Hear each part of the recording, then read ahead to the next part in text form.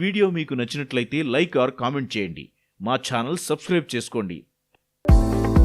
భారతీయులందరం bye bye అనుకునే కాలం చెల్లి చాలా కాలమైంది. ఈ రోజుల్లో తోడబుట్టిన అన్నదమ్ములకే ఒకరంటే ఒకరికి పడటం లేదు.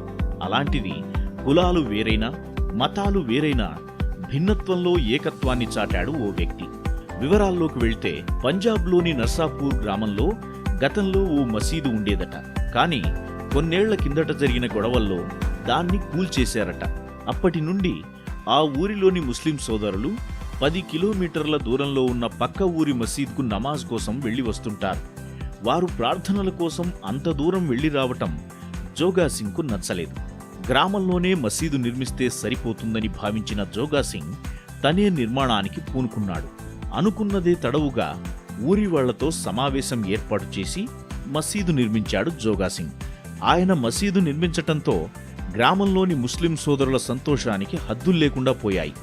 భిన్నత్వంలో ఏకత్వం అంటే ఇదే.